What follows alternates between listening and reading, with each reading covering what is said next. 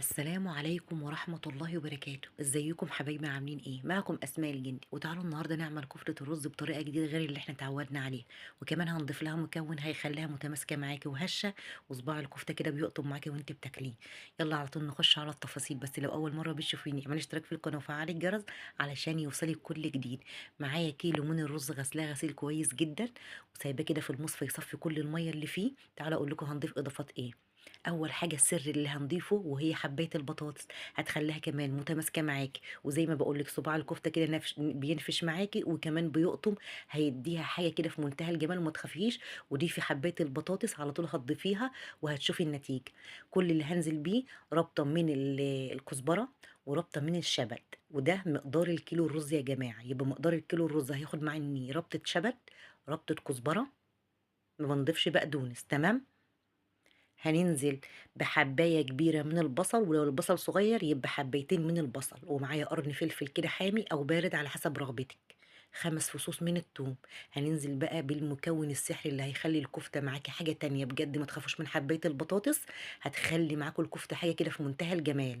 ولكل كيلو من الرز حباية بطاطس واحدة. هننزل بمعلقة ملح كبيرة، وكمان معلقة فلفل كبيرة، وكمان معلقة من بهارات اللحمة، وكمان نص معلقة من الكمون، ونص معلقة من الكزبرة الناشفة. ده كل اللي هنضيفه على الكفتة، بجد هيخلي لك الكفتة معاكي ريحة في منتهى الجمال. تمام. خلصنا كل المكونات دي يا جماعة، هنوديها عند الجزار نوزن اللحمة ونفرمها عنده، لو عندك مفرمة افرمها في البيت. تمام. طب اللحمة اللي هنضيفها على الكفتة دي ايه؟ لحمة جملي من الرقبة. تمام كده فرمناها، وزي ما انتم شايفين تعالوا بقى نصبحها. معايا شوية زيت كده، وهنبتدي بقى نصبحها يا جماعة. زي ما انتم شايفين، اهم حاجه ما تزوديش الخضره، احنا عايزين لون اللحمه كده يبقى باين في الكفته. تمام. نصبع بقى كده صوابع الكفته مسمسمه ومنمنمه علشان العين بتاكل قبل البق. تمام.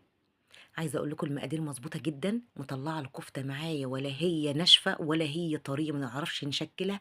حاجه كده متوسطه. لكل بنوته او كل عروسه بتخش المطبخ لاول مره، احتفظي بالمقادير دهيت، هتنفعك بجد وهتشرفك في اي عزومه تعملي فيها الكفته دي. تمام. عايزه اقول لكم يا جماعه، وانا بفرم الكفته دي عند الجزار، ريحتها كانت في منتهى الجمال، لدرجه ان هو خد حته وهي نيه كده دقها. بجد طريقتها حلوه جدا، ولسه بقى اما نشوف بقى الطريقه اللي بعد كده هتبقى عامله ازاي. هتاخدي احلى طبق كفته بطريقه جديده، حاجه كده في منتهى الجمال. هنخلص تصبيع الكفته زي ما انتم شايفين كده، وتعالوا بقى ايه نقليها بقى في الزيت. معايا زيت كده هوت كتير وسخن كده هوت.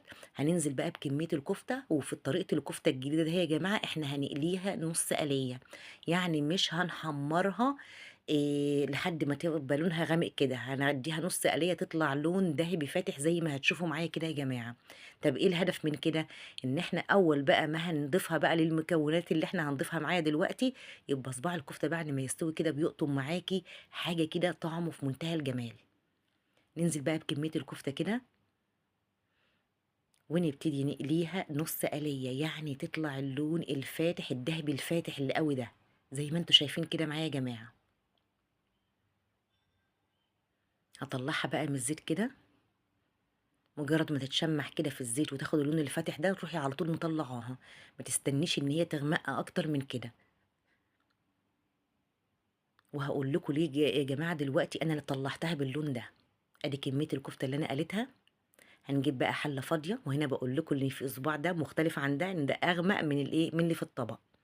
هنجيب كده بقى حله فاضيه وننزل بكميه الكفته. هنزل عليها بقى. دي بقى طريقه كفته جديده بجد، هتاخدي احلى طبق كفته طعمه في منتهى الجمال. جزرايه مبشوره، بصلايه مبشوره، قرن فلفل رومي على حامي. تمام. نزلنا بالحاجات الحلوه دي كلها كده على الكفته، وننزل بحبيتين طماطم مبشورين. هننزل بنص معلقة من بهارات اللحمة. هنظبط الملح، وننزل بعود من القرفة، وتلات أربع ورقات من اللورة. يبقى نزلنا بالمكونات: بصلاية مبشورة، جزرية مبشورة، قرن فلفل حامي على قرن فلفل بارد، وده على حسب رغبتك. تمام الحامي ده. ونزلنا ببهارات من اللحمة وعود من القرفة وأربع ورقات لورا، وهينزل بطبق شوربة حلو كده هو تمام. مش هنغطيها بالشوربة لأن الخضار ده كله هينزل ميته. وفي الآخر خالص معلقة سمنة بلدي، وقلبي كل الحاجات القمر دي كلها مع بعض، وعلى نار عالية سيبيها لحد ما تغلى. وبعد كده هدي النار وتسيبيها بقى تستوي على نار هادية، وهتاخدي أحلى طبق كفتة بطريقة جديدة، حاجة كده في منتهى الجمال. ده شكلها يا جماعة بعد ما غليت كده. كل الحاجات بقى دي كفتة ني في ني كده بطريقة رهيبة، وطعم في منتهى الجمال. جربوها بجد، غير الطريقة اللي احنا اتعودنا عليها، هتدمني الطريقة مش هتبطلي تعمليها من كتر جمالها وريحتها وطعمها الحلو. الكفتة بتاعتنا بقى سيبناها كده بقى ايه، تبقبق مع نفسها كده على نار هادية لحد ما خدنا الصوص التقيل الحلو، وكل الخضار كده اتكرمل كده في الكفتة.